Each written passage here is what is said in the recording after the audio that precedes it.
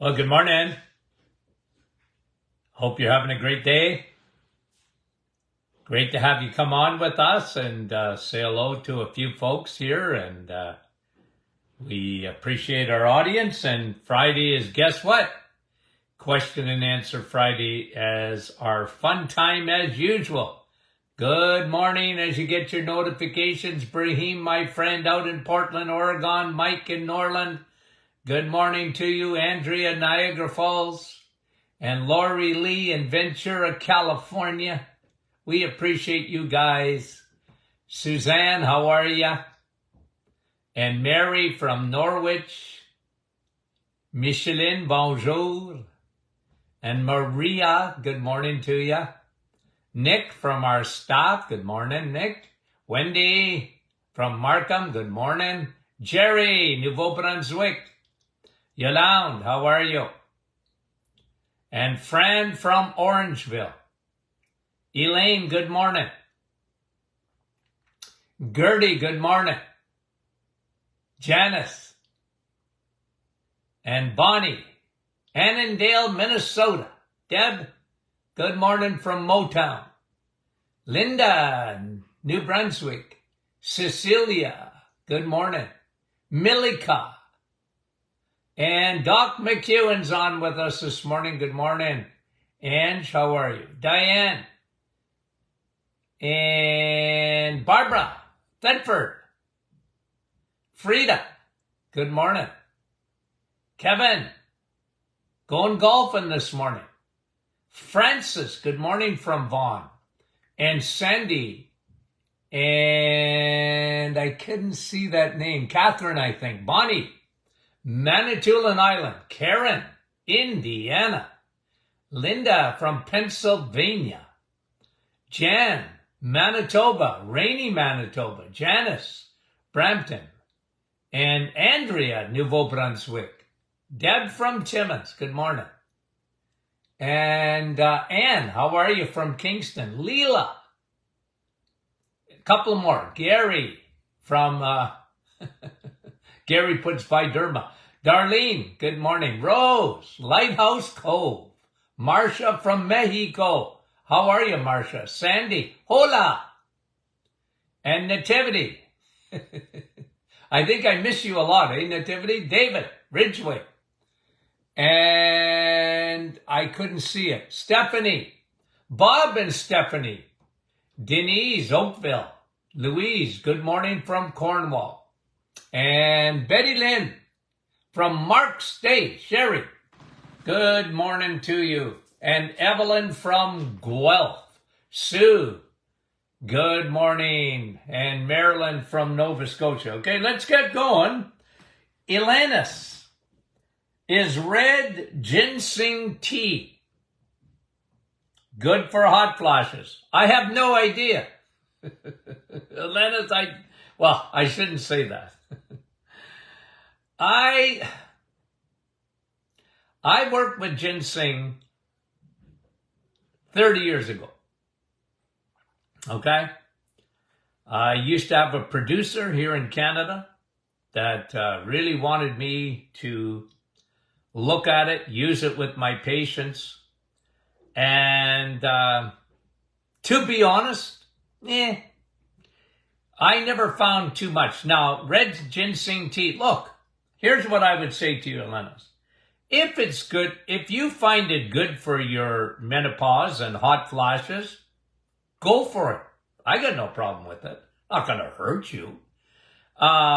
Tea. Why drink tea when you can drink coffee? That's my whole. No, but listen, if you find it work, I never, to be honest with you, I never got a lot of good clinical results with that. So I would say there's things far superior to that. And so, clinically, as far as I'm concerned, as far as my experience goes. You're asking me, so I got to tell you what I saw. So ginseng, red ginseng, all right. It's all right, but nothing to write home about, if you're asking me. I mean, I put together a menopause formula for the reasons that I had to get results in my clinic, and that's what I find to be the best, okay? So thanks for the questions, Elenis. Let me just see here. Okay, Deb, what causes polyps? Well, look, what causes polyps? Hard to say what causes it. I know what makes polyps grow. Okay? So if you get a colonoscopy, for example, and they say you have polyps, okay? And are they precancerous? Maybe. Maybe. I'll tell you what makes them grow. There's two growth hormones. One is insulin. That's food. Okay? We know that. And the other one is estrogen. It's a growth hormone. It makes a woman a woman. It makes a man a woman too. It makes things grow. So I always tell people, look, polyps, why? But stop the growth.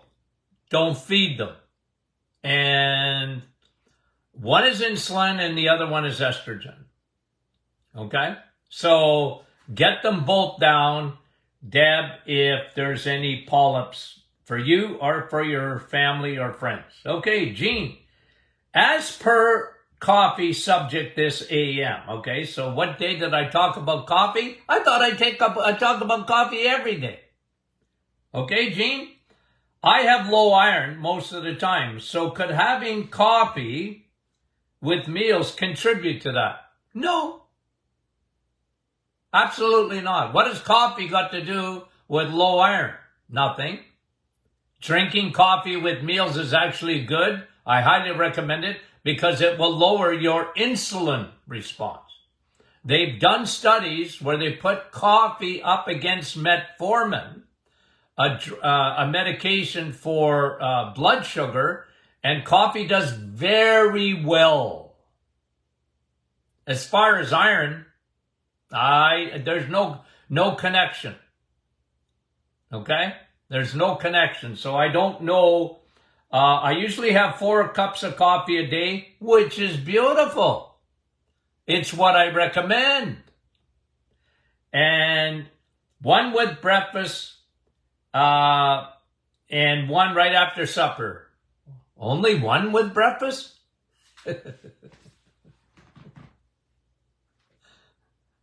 Guys, just not going to get me. You ain't getting me to turn against coffee, okay? Not going to happen. You might as well get used to it. And when I say coffee is the real vitamin C, I mean it. And I double down on it all the time. Coffee is good for you.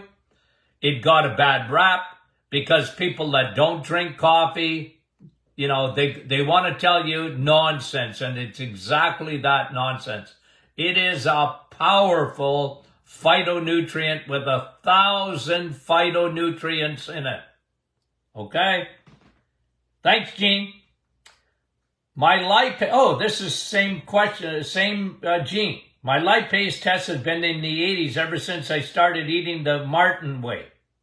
My doctor doesn't think it's a concern. Neither do I. Why are you worried about it? Okay? Why are you worried about it, Gene? The Martin way is eggs, meat, and cheese. Best foods in the world.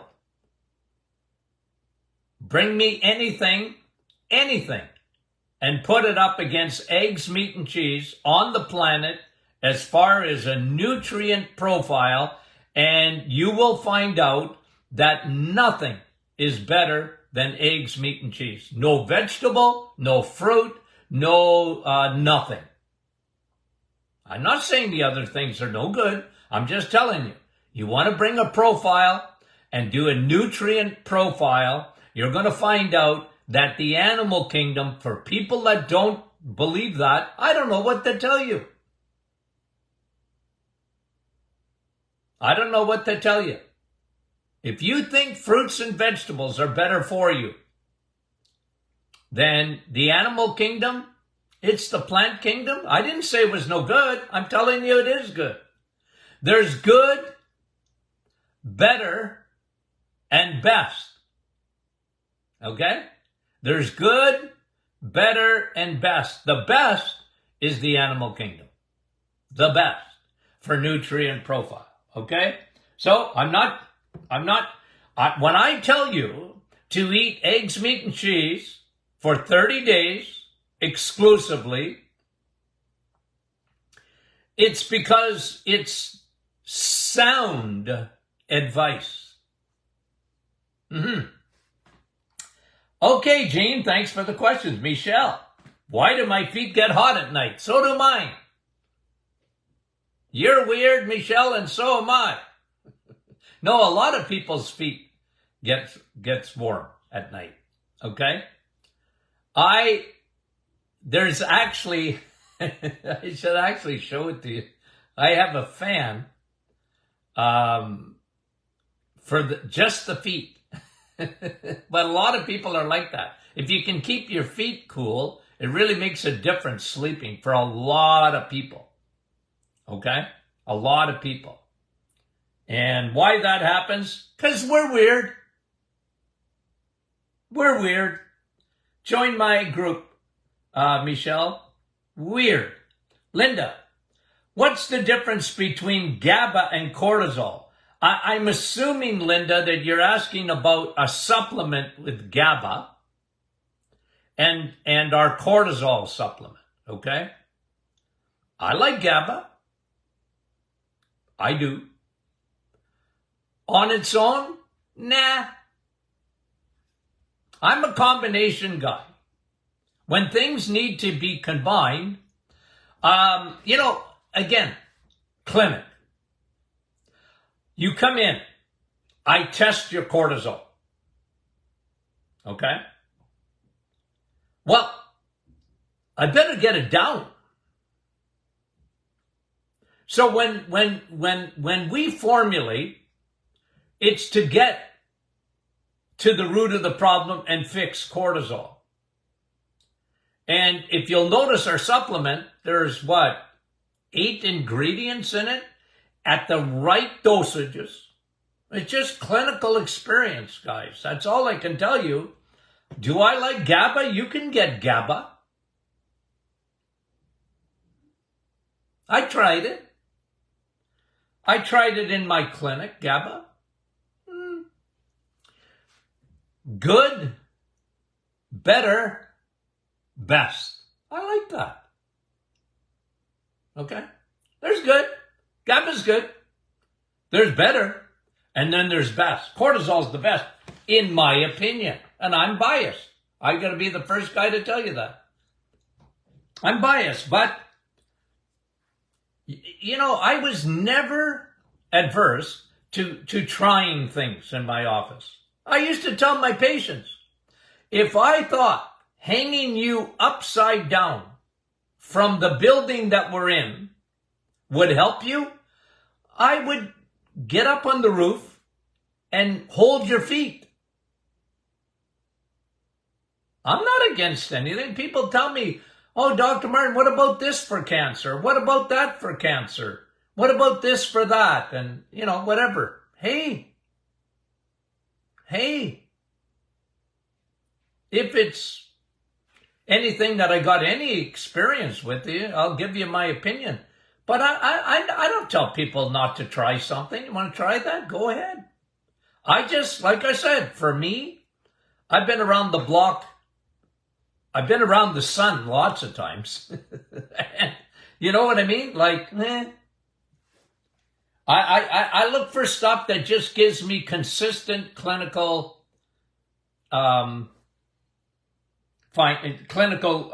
results. Okay, thank you for the question, Linda.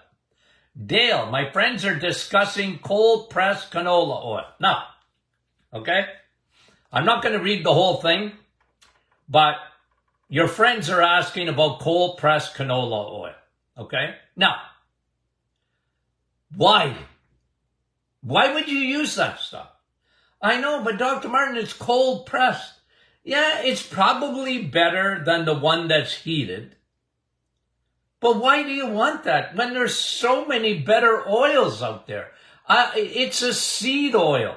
It's rapeseed. Canola's gift. It's canola, Canada's oil.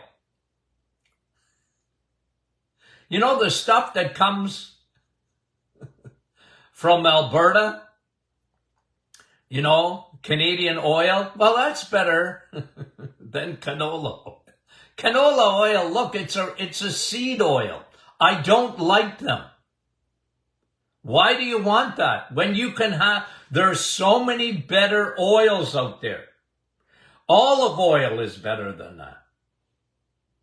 Coconut oil is better than that. Any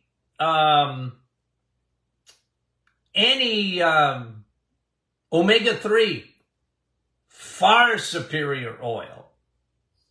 So, I don't care if it's cold pressed. Why are you taking that? It's just going to elevate your omega-6. You don't need omega-6. You need omega-3. And if you're going to take something, take some olive oil. I like olive oil, cold press. I love olive oil. It's good for you. I love butter even better. There's no better oil for you. So when like it's cold pressed, I don't care.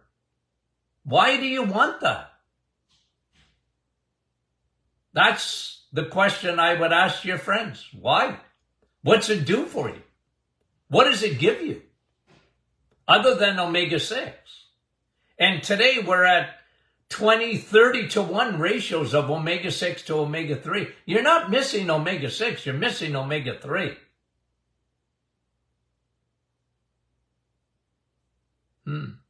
Okay?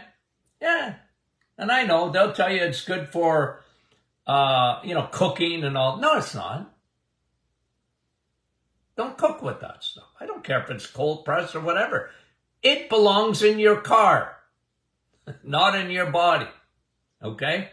That's me. I'm very passionate about that because, you see, let me answer Dale too this way. Why would that even be a consideration? I'll tell you why.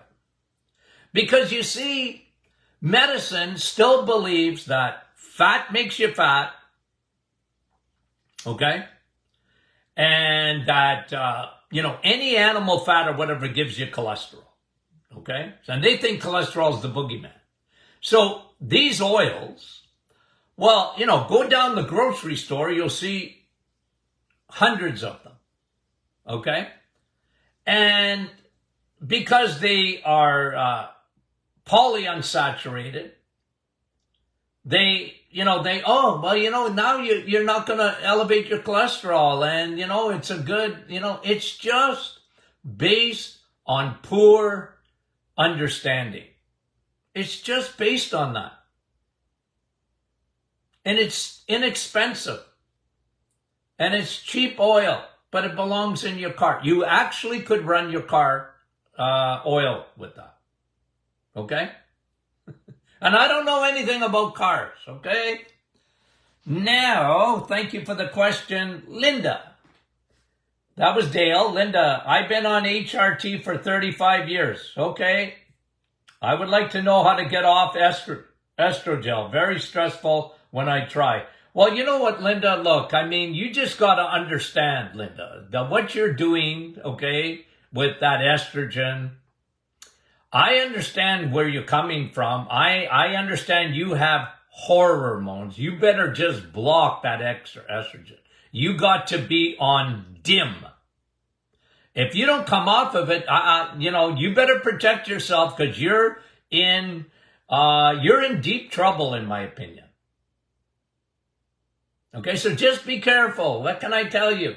I'm not your doctor, so I'm not telling anybody to get off anything or whatever. Just understand when you are on HRT for 35 years, if you're on HRT for 35 minutes, I don't like it. Because you got estrogen coming out your wazoo, even though you think it's low. Yeah, it may be low in terms of lower than it used to be, but, it's all compared to progesterone. And doctors, God love them, but they just oh, you're all right. They don't look down the road and see what the side effects of that would be. Why do you think there's so much breast cancer and ovarian cancer and uterine cancer and all these type of cancers? It's part of the parcel. They just don't think of it. They give birth control pill to teenagers, and they're full of estrogen, and they give women, it's a Band-Aid. Anyway, I just say, Linda, protect yourself. Protect yourself. Francis, what do you think? If I am sensitive to gluten, would it make a difference in my blood pressure? I don't know, Francis. You got to tell me. Be Dr. Francis. Don't eat any gluten and find out what, don't eat any bread. Don't eat any noodles. Don't eat any pasta. Don't eat any of that stuff. Eat eggs, meat, and cheese, and tell me where your blood pressure goes. Be Dr. Francis. Figure it out yourself. Gluten schmootin', I tell most people. Most people. Unless they're truly celiac. Gluten schmootin'. Because it's not the gluten, it's the carbs. But if you happen to be in that category, well, isn't that wonderful? You can eat eggs, meat, and cheese. Okay. Thank you, Francis, for the question. Natalie, my doctor wants to test my thyroid again after being off Dr. Martin's thyroid balance, opposed to the numbers with it being on it. How long should I wait to do the blood work being off of it? 2 weeks. Less than that, really. But I guess to be completely, sure, a couple of weeks. Okay? Natalie, thanks for the question. Grace, a study showed that sourdough bread is better than other kinds. Wondering what my thoughts are. Well, it's fermented. A little better. Look, it's still bread, and it's still going to be sugar in 5 seconds. I like sourdough bread. I like bread. Man shall not live by bread alone, the Bible says. Okay? But I could. I love bread. Okay? I love bread. But it don't love me. And it don't love you either. Okay? So sourdough, every once in a while you want to have a piece of sourdough bread? Well, go for it. But you're not going to get me to tell you it's good for you. Because it ain't. We live in a day and age that's completely different, right?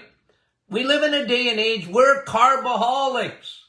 We live in a day and age where 93% of the population is upside down because they have insulin resistance. And they have some form of metabolic syndrome. High blood pressure, high blood sugar, high uric acid, high triglycerides and low HDL and belly fat. And that's metabolic syndrome, 93%. I want to be in the 7% that's not got metabolic syndrome. And I know my body. Me and carbs, I love them.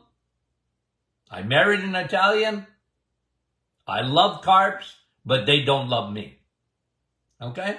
So when I talk to you about food, I love food. I love carbs. I love pasta. I love bread. I love bread more than anything, I think. Steak. No, but seriously, I do. I love bread. But it don't love me and it don't love you. Okay? So don't fool yourself. I don't care if it's 17 grain, 120 grain, or sourdough. It's still going to be sugar. Rapidly. Okay? Just understand that. If you understand that, and I don't want you to leave the planet, if someone brings you a loaf of sourdough bread and wants you to have a little slice of it, okay. If it's not going to trip you up, I always used to give my patients a plan to succeed, not to fail.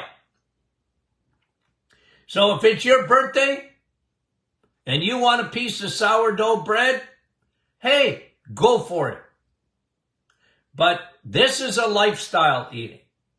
If you're in that 93%, or even if you're in the 7% and don't want to become part of that 93% of the population, then you've got to be disciplined.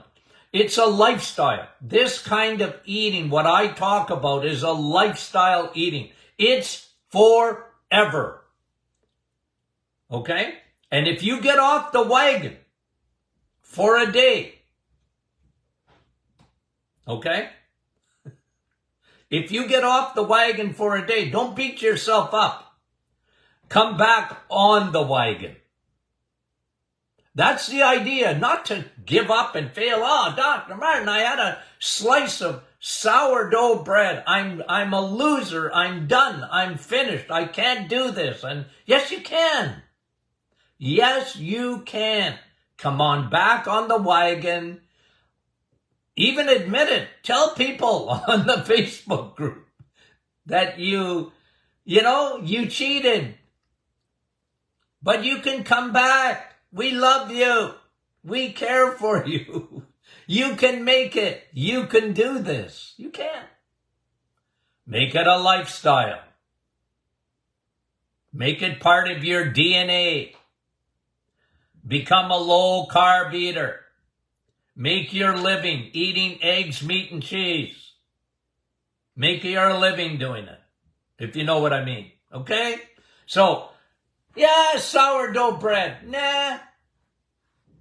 No, not in this day and age. Okay? Is it better than ordinary bread? Probably. It's still very high carb. That makes it sugar. So, sourdough bread or a chocolate bar, what's the difference? Not much. Not much.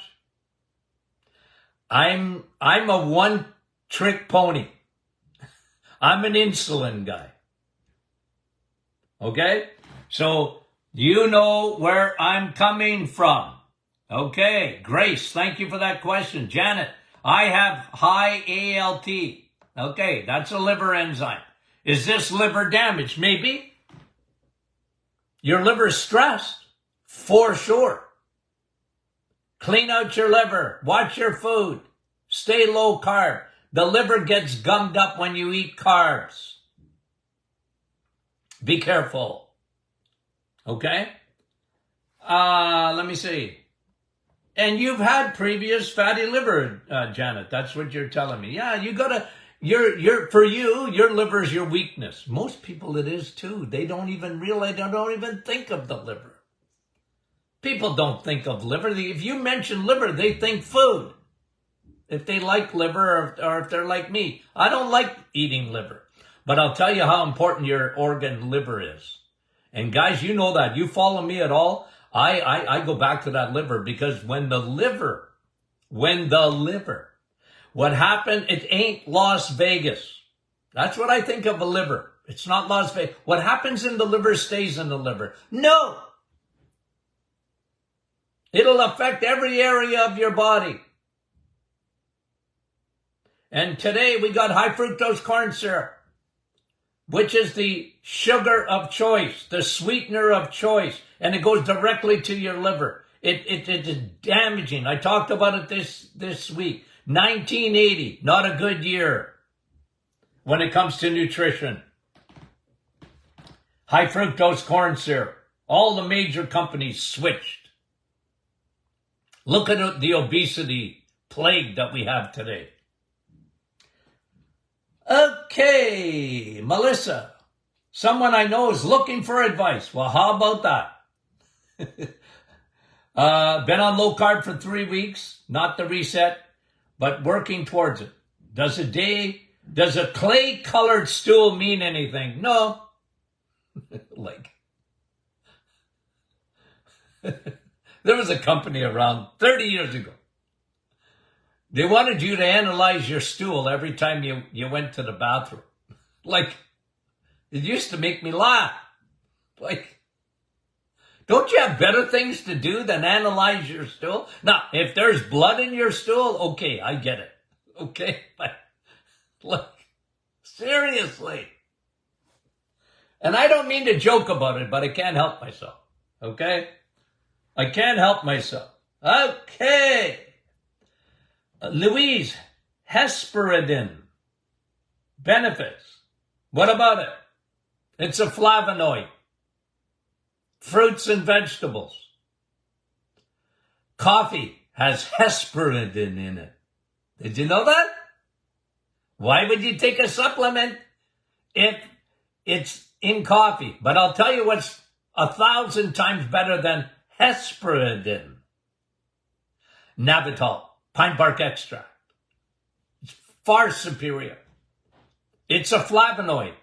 It's a polyanthocyanin.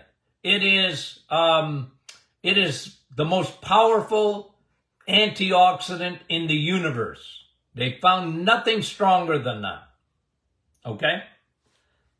Louise, thanks for the question. Ilana, what's normal level of testosterone? Well, you know what? I don't like to talk about that too much because it don't matter. I don't want normal. I want optimized testosterone. Okay? Optimized testosterone in men. Okay? Women have testosterone too, but not too much. Women need balance. Men need optimizing when it comes to testosterone. I look for around 900, 1,000 in men to optimize their testosterone. Okay? Pam, what are lectins? Well, lectins are how would I describe a lectin? A lectin is like a chelator. Okay, what's that mean? Well, it bites off more than it can chew. Lectins sort of bite off minerals. I actually wrote about this in my book. Where's my book? Sun, Steak, and Steel. Okay, but I wrote about it in the Metabolic Reset too. Lectins, okay? So you can Google it, find out where most of your lectins are. Look, I'm not saying this is one of the reasons of the reset, because you're not going to have any lectins for 30 days. Okay? Now, are they the be-all and end-all lectins? Nah, they're not. But a lot of people, they don't realize that they chelate, they bite off certain minerals. Okay? And anywho, I'm not against lectins, but don't live on lectins. How's that? Thanks, Pam, for the question. Angie, okay. Did you ever find that a magnesium deficiency caused acid reflux? Well, it could be a factor. You know me and magnesium. I love magnesium. I love magnesium citrate. I love magnesium biglycinate. I love magnesium. I'm big on magnesium. Okay? Is it a cause of acid reflux? I don't believe so. Look, it can be an effect of acid reflux, but I don't think it's the cause of acid reflux. You get acid reflux when you don't treat your stomach for what it was made for. That is the number one cause of acid reflux. When you're a carboholic, your stomach, the human being's stomach, we're meant to eat meat, and especially red meat. How do I know that? Because of your stomach acidity. It's around 1.5 until it's not. You're more acidic than a cow. You're more acidic than a rabbit. Why? Because rabbits and cows are meant to eat salad. They eat grass, so you don't have to. The number one cause of acid reflux is low acidity in your stomach, not high acidity. It's low acidity. Then your proton pumps go into action because you're not listening to your body and you're not eating meat, especially steak. So what happens is your body goes, my pH is coming up because you're eating like a rabbit. You love carbs.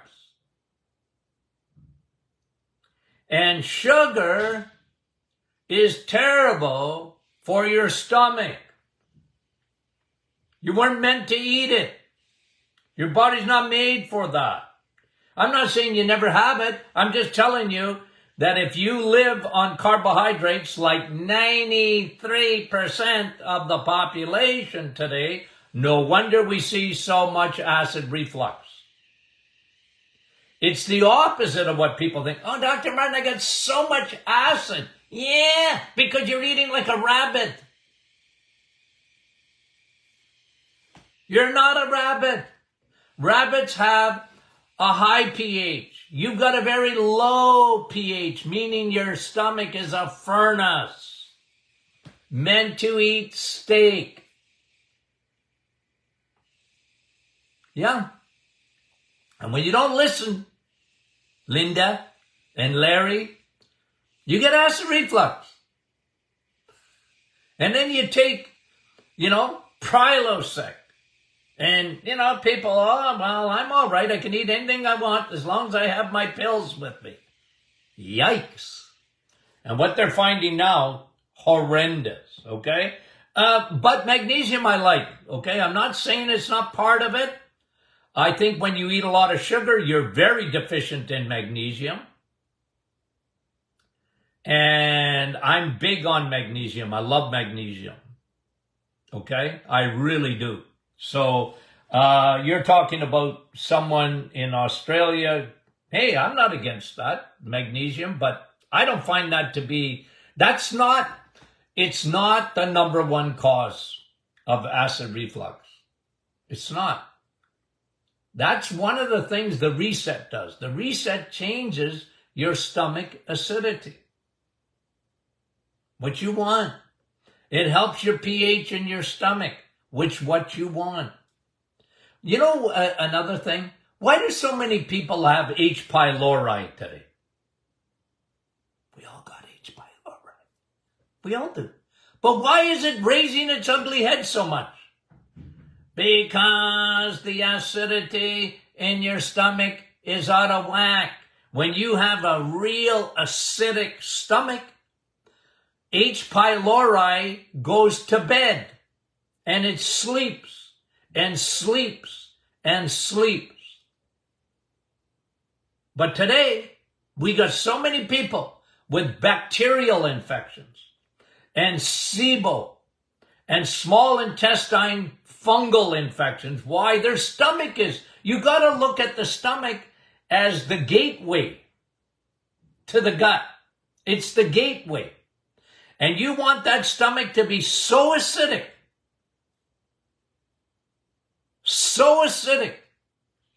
nothing gets past it. It takes your food, mulches it. Takes a piece of steak, breaks it down. It's meant for that. But if you don't use it, you know what happens? The pH goes up.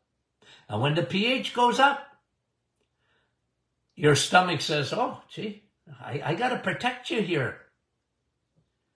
Hey, Susie, I'm going to protect you. I'm going to give you acid reflux. It's trying to do what it should be doing. But the problem is when the proton pumps start pumping out acid, it starts to go up the esophagus. And you have millions and millions of people with acid reflux. And a lot of people too have silent acid reflux. They're coughing all the time. And their sinuses are always gummed up. And they got phlegm in their throat all the time. It's just the body trying to, hello, you up there, would you change your diet? People don't listen. Okay, I get excited, don't I? I don't mean to. I don't mean to. Thanks, Angie. Paul, okay, we got to get going. What is the best protein to consume after a workout? Is it better to eat protein before a workout? Before and after? Look, the best way really to work out, I mean, if you really want to look at it technically, is to fast and work out. Now, some people can't do that. But the reason I say that is because you want to empty your bins. You got bins. You want to get rid of that glycogen in your muscles on an empty stomach. Okay, empty them and then have a protein after. What's the best protein? Collagen protein. That's why I love bone broth. Bone broth has got all your amino acids. It's got so much L-glutamine. I'm big on L-glutamine. Why? It repairs the gut. Okay? But really, technically, if you're asking the question, what's the best thing to do for a workout? Try doing it when you're fasting, when you haven't eaten yet. That's, in my opinion, the best. All of it is good. Good, better, best. You like that? Anything you do, movement, move. Good.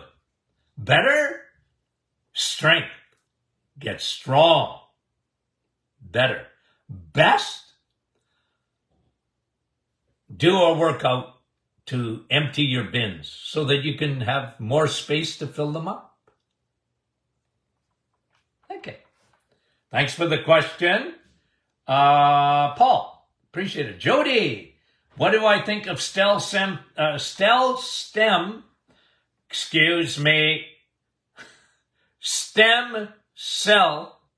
therapy for dementia? See, I wonder if I'm getting that. No, but listen, I like stem cells, okay? It's not my area of expertise, but I do read a lot about it. Seems to have some promise, okay? I'm not against it. But let's just remember what dementia is. It's type 3, okay? Diabetes. Discovered in 2005. Won Nobel Prizes in medicine for it. But then it got buried because people don't like that. The food industry didn't like the fact that you called dementia a sugar problem. You think they liked that? They hated that. You think they buried it? They buried it. Whereas if you went door to door and asked people, okay, what's the cause of dementia? You'd be lucky to find one person out of one or two out of 100 that would say, well, that's diabetes of the brain. Yep. Okay. So stem cell, Jody, hey, I got no problem with that. Andrea, xanthan gum, is it allowed on the reset? Well, why would you take it? Now, if you're taking our bone broth, xanthan gum is used in our bone broth for thickening. Look. Is there a better thickener in the world? Look, when you put something on the market, Health Canada has regulations, and you got to follow their regulations. Otherwise, you can't sell a product in Canada. So xanthan gum It's a thickening agent. Is there something better? I don't know. Okay? Is it allowed on the reset? Well, yeah. But why would you take xanthan gum in anything else? Is it in cream? 35% whipped cream? Okay? Look, and it's a good question, Andrea, because people ask me this all the time. Okay? When you're on the Titanic, if you're not on the Titanic, health-wise, then you can be, spend time on the furniture on the Titanic, okay? You can rearrange it. But when you're on the Titanic and you're in trouble, and I tell you to do the reset for 30 days, don't worry about the deck chairs. Don't worry. Just trust me when I say eggs, meat, and cheese. Oh, somebody said, I can't find bacon, doctor, without sugar in it. Okay? Well, look, don't worry about the deck chairs. Worry about that after. After you get off the Titanic or you change courses. Okay? You change course. You're going to hit the iceberg or you already hit it. So you have to understand, for me, I'm really big on the big picture. Get the big picture first, and then you can focus in. Everything, because I get people, and God bless them. I agree with them. Everything has to be organic. Everything has to be, the best. Everything. And I'm on their side. But you have to understand, for me, okay? You have to understand, for me, Andrea, I'm talking to people every day, that know this much about nutrition. You know what they know? Nothing. They think carbs are good for them. They think that they can't live without carbohydrates. They think their brain not going to work without carbohydrates. So I tell them, nah, you got to trust me for 30 days. And I like I said, I don't get into the weeds in the first 30 days. I don't. Because I'm talking to 10. This podcast here today is going to go, by the time it's done its cycle, it'll be 10,000 people by the end of the day. And then, 40, 50,000 people in a week from now. It just gets shared. It gets, we have people coming on live. Right now we're at 361. Somebody said, Dr. Martin's crazy, I'm leaving. No, but, okay, that's live, but then it gets shared, and then Facebook shares it, and then we put it into a podcast. But I'm talking to the general masses out there that know nothing about nutrition. Nothing. Or very little. They've been duped, and I'm trying to get their attention. I'm trying to get them to trust me. I'm going to give them the other side of nutrition because they've been lied to. That's a big picture, Andrea, but I'm glad you asked the question. Thania, okay, we're almost done, guys. Are sesame seeds good for you? Yeah, if you're a chipmunk. If you're a squirrel, they're good for you. They'll fatten you up for winter. The only seeds I like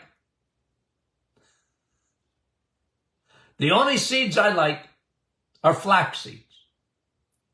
And you guys know why I like them. Because of lignans.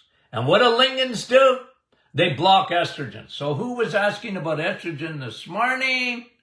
It was... Who was asking?